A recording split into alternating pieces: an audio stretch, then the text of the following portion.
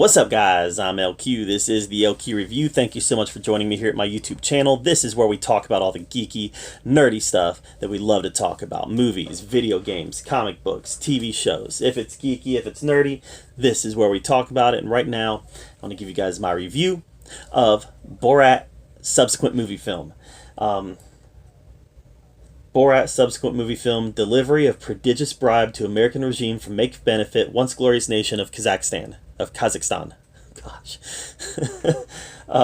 So Borat, the first one, came out in 2006. I was 26 years old when it came out. I loved it. I thought it was hilarious. It was something that we hadn't really seen a lot of before. The gotcha type of filmmaking. At least not like that. Like, we'd seen Michael Moore do gotcha filmmaking in documentary form with stuff like Fahrenheit 9/11 and things like that, but we'd never seen somebody do gotcha movie making in the context of a shock comedy. Borat was hilarious. So I was obviously very excited when Borat 2 was announced. And then they announced it was going to come out like 30 days later, and I was like, boom, make it happen. I didn't love it. There's a lot of funny stuff in it. I laughed a lot, actually. But as a film, I didn't love it. And that's because I feel like where the first one was kind of lampooning American culture, and in the first one, they went after conservatives. Of course they did. Sacha Baron Cohen, being who he is, he's going to go after conservatives, but the scope was bigger than that. And I got no problem with people going after conservatives. I'm neither conservative nor liberal. I am a centrist, and I take pride in being a centrist. But so it's okay that he likes to go after conservatives. But in the first one, he also went after American culture. Like, I remember he was going after feminists. And, there's just all sorts of people that he was kind of lampooning in that first one. Some of the jokes were 9/11 related, terrorism related. That was what was topical at the time. In this one, honestly, it felt like a political hit. There's no other way to go about it. The whole film was wrapped around this idea of taking down Donald Trump. Well, we can't take down Donald Trump. He's too hard to get to. So let's try to take down Mike Pence. All right, well, he's too hard to get to, even though there was a hysterical bit at a rally that Mike Pence was holding. It was hysterical. It was really funny. But he was too hard to get to, so let's figure out who's a little easier to get to. Rudy Giuliani. He's easier to get to, and he's tied to Donald Trump as Donald Trump's attorney. So let's take him down. And the whole movie just seemed like a political hit job on Trump and his cronies. And I always say that it is perfectly fine to have a political narrative or a political message or a social message. I don't care if it's liberal. I don't care if it's conservative. I don't care if it's Christian. I don't care if it's atheist. I don't care if it's Islamic. I don't care what it is. These messages in movies get people talking. I think that's a good thing. We need more talking in our society. And when a movie with a political message comes out, people talk about that message. And that's good. I don't know that anybody's going to talk about, after seeing Borat 2, the current state of the United States, unless they're going to be yelling at each other. That's the type of talk that this is going to foster. It's not going to foster, let's sit down and have a discussion about Trump's policies.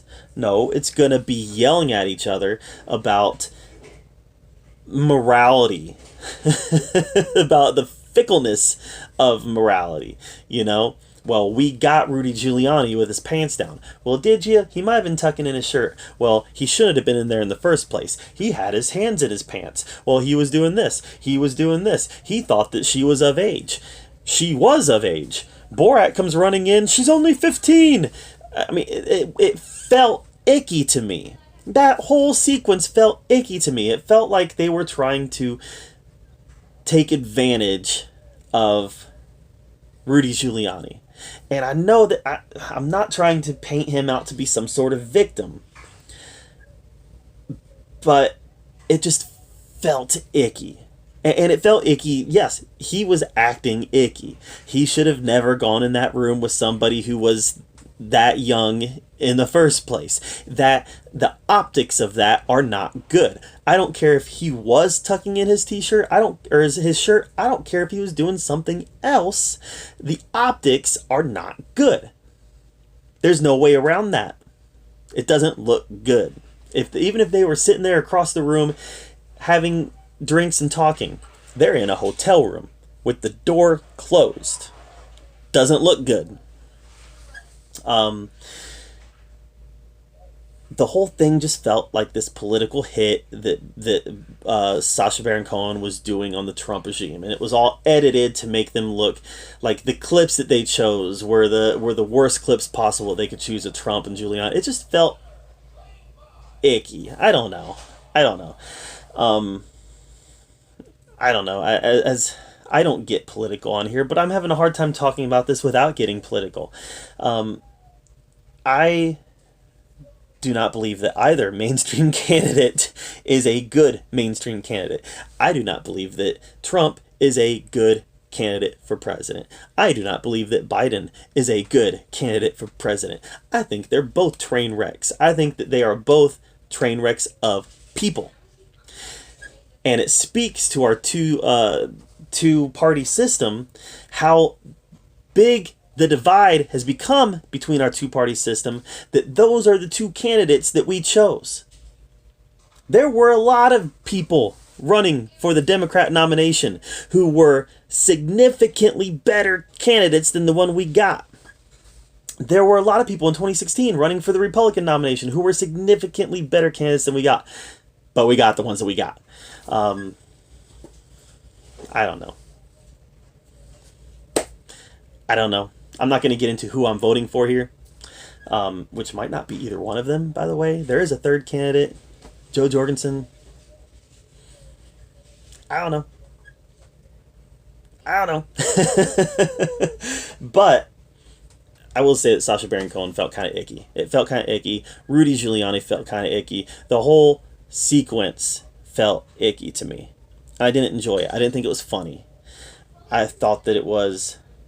I don't know. I mean, who's the girl? What's her name? Who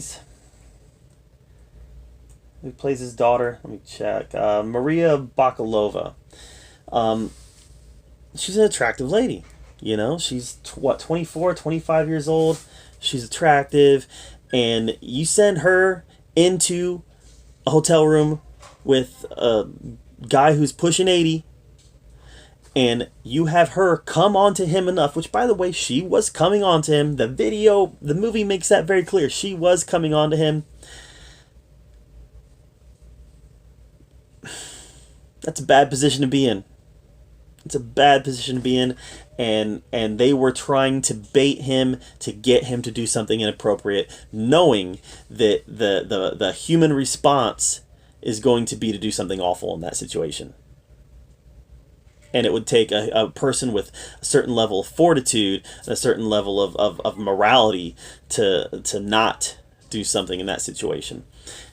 I don't know if Rudy Giuliani was tucking in his shirt. I don't know if he was trying to do something else. And I don't think anybody knows. And that's the point, is that we don't know what he was doing there. Nobody knows what was going on in his head. But he allowed himself to be put in that situation. And I would never allow myself to be put in a situation like that. And I don't think most responsible guys would.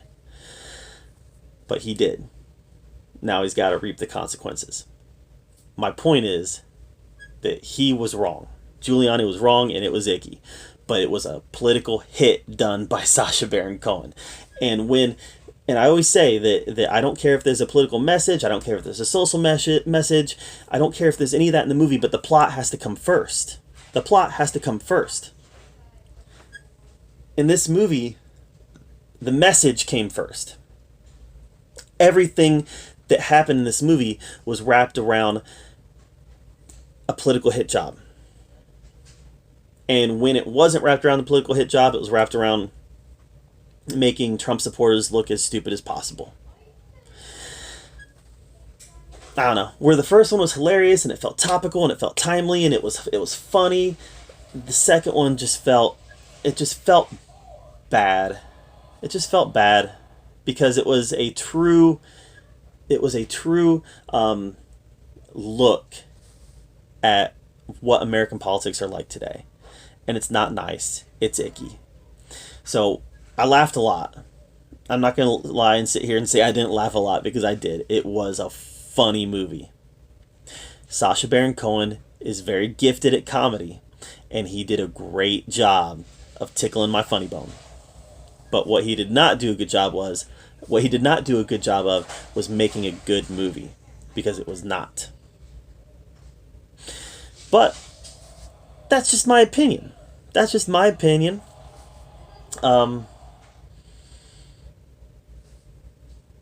Tuesday, 1 week from today, go out and vote. Go out and vote.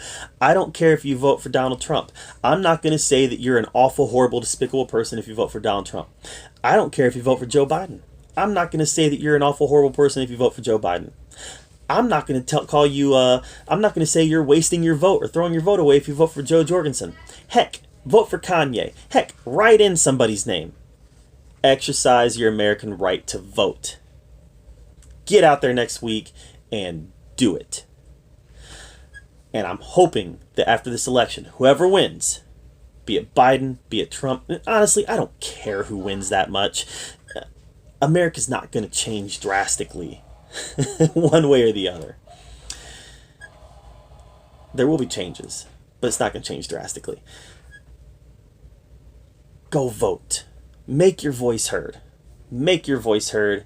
And that's really the best I can say for it, because I want to see, after this election is over, whoever wins, be it Trump, be it Biden, it's going to be one of those two. It's not going to be Joe, even though part of me hopes it will be her. It won't be. Whoever wins between those two, I want to see America find some way to become more unified, and become nicer to each other, and stop these stupid political attacks on each other, and just find time to be nicer and friendlier. Because at the end of the day, we're all Americans. We're all on the same side. And that's what I want to see, is people being able to stand up for other people, stand up for their rights, stand up for their freedoms, have Biden supporters, Trump supporters, Democrats, Republicans stand together in unity for America against injustices, and truly make this country great. That's what I want to see. And I don't think this movie did any of that. All it did was make the political climate in this country worse. It was funny. It was hilarious at times. But it did nothing to heal this country. And all it did was foster more division through a political hit. Whether you love Trump, whether you hate Trump, it was a political hit. People are going to come away from this saying, well, we know how Q votes. He's a Trumper. I am not a Trumper. My social media will make it very clear that I am not a Trumper. If anything, I'm a what would Jorgensen be? A Joer? A Joeyer? A Jorgenser? A Joe? I don't know. I still don't know if I'm voting for Joe. I don't know if I want to vote for somebody that has no opportunity to win. But I want her to win. I'm so tired of two-party politics in America. Alright, this is the most political I'm going to ever get. But I feel like this video warranted it just because of what happened in this movie.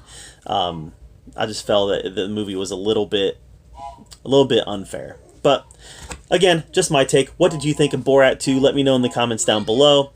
Feel free to get political, but be nice. Be nice, because that's what I want to see in America. I want to see people from different political persuasions be nice to each other.